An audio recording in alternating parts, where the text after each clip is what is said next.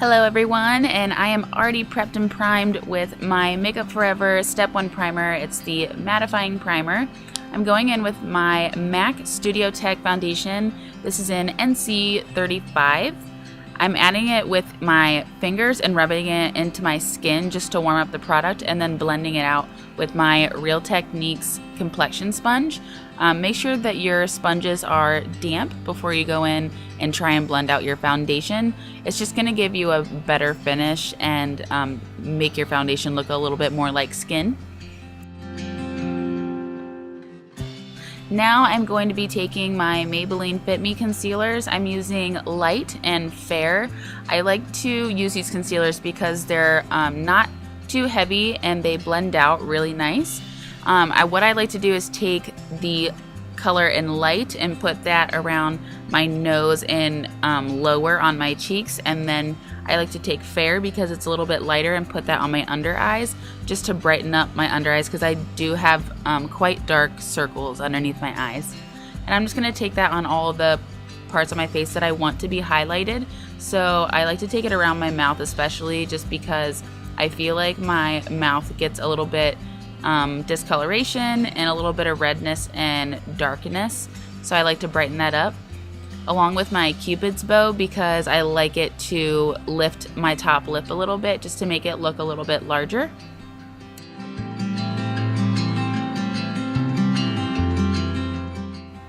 Now I'm going to take my LA Girl HD concealer. This is in the color Toast. It's a nice not ashy brown, but it's a good mix of a warm and an ash. So it's going to warm up your face and it's going to look more of like a nice contour shadow color. I'm taking that on all the parts of my face that I want to be a little bit sunken in or just warmed up a little bit. This is going to be a nice base for when we go and put our powder products on. It's going to keep that contour on all night. It's just going to be very long wearing.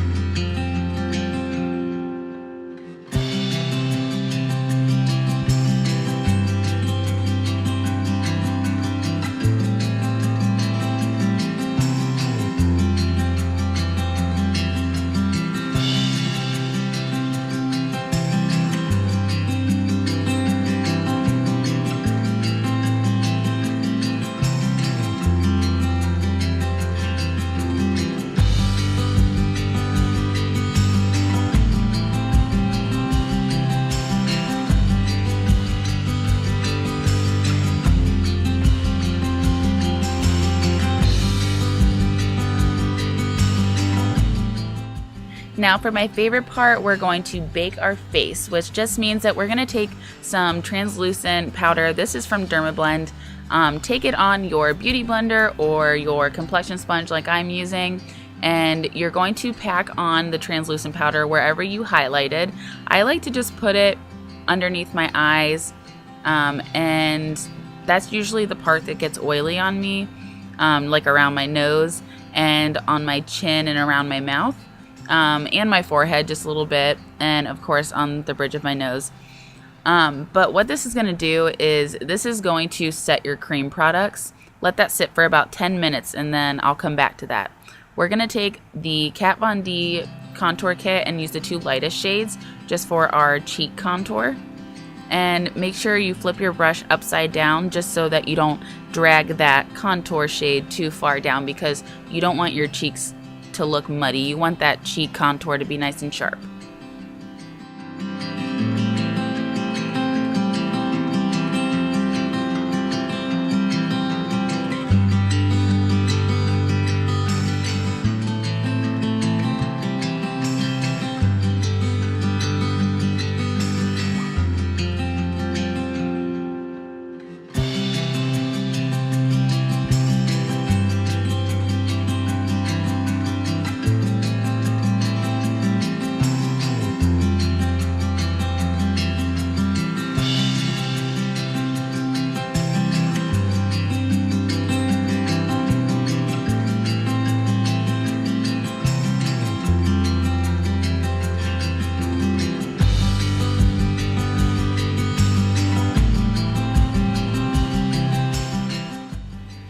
Now I'm going to take a big fluffy brush and that baked on product, I'm going to just dust that off. Make sure that you don't rub it in too hard, just lightly dust it off.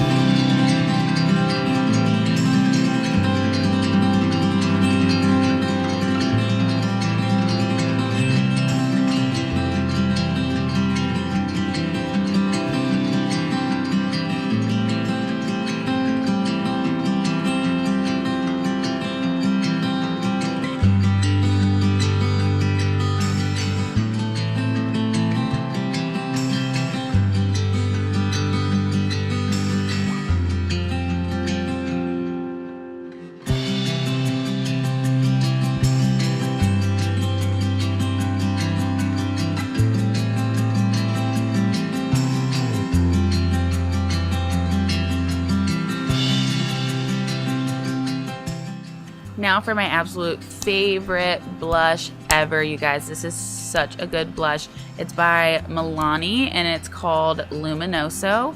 It just is this peachy little blush that can go with any look. And I'm going to take Soft and Gentle and Mary Luminizer. These are my two favorite highlighters at the moment.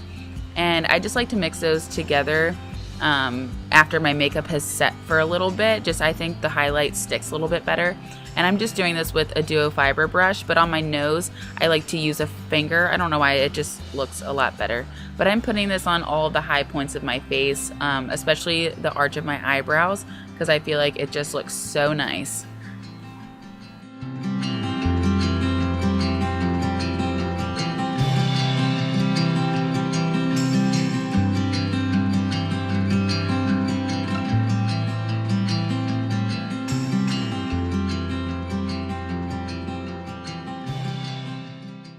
Now I'm going to take this palette that I totally forgot about. It's the Tarte Be Mattenificent palette.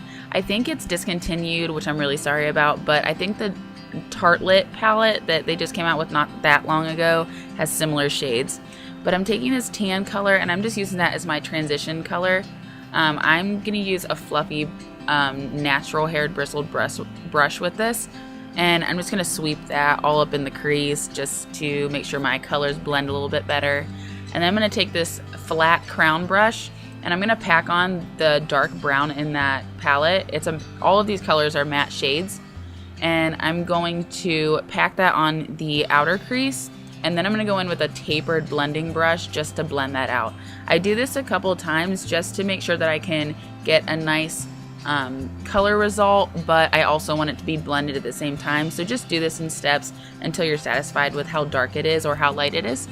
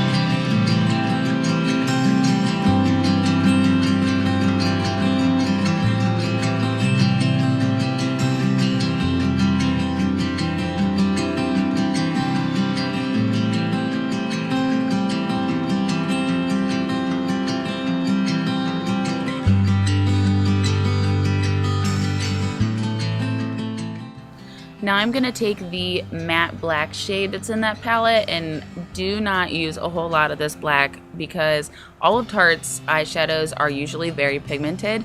So if you're going to use a really pigmented black, then you need to tap off the excess product because you will look like you got a black eye, girl, and you do not want that.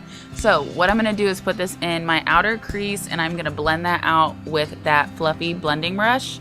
And I'm gonna do the same thing that I did with that dark brown. I'm just gonna put it on and I'm gonna blend it a little bit, and then I'm gonna walk away because you don't want this to be too dark in the corners.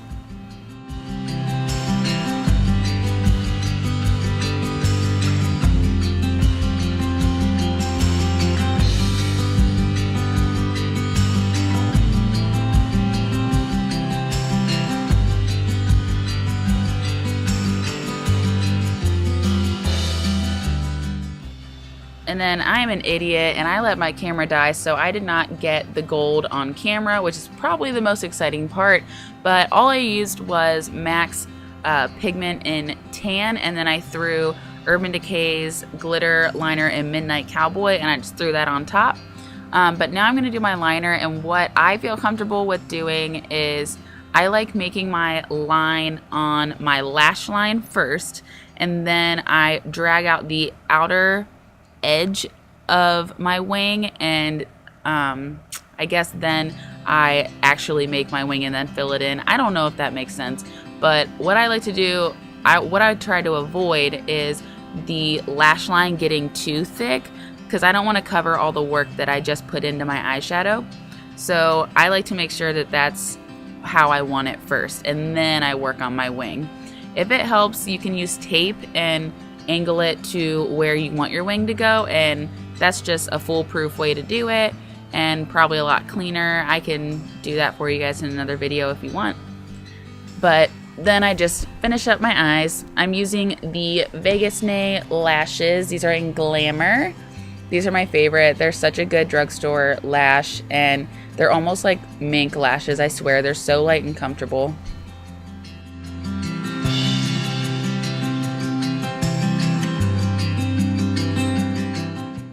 After I'm done with my lashes, I just move on to my lower lash line because all of my face makeup should be set by now. So I'm just going to take that tan and pack that on my lower lash line. You can't really tell because it's kind of the same color as my skin tone. But I'm literally taking all of the shades that I put on my upper lid on my lower lid. So I'm just going to take that brown color, and I don't like to take my dark shades in too far because I like my eyes to look a little bit larger, and when you drag a dark shadow towards the inner part of your eye, it closes it off, which is fine. Like, I have pretty big eyes and I could probably pull that off, but that's just how I like it to look.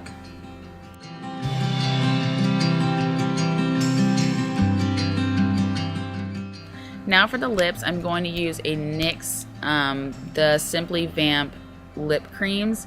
I'm going to use the one in Aphrodisiac. I'm going to use the NARS Lippy in Cruella. This is one of the Velvet Matte Lip Pencils.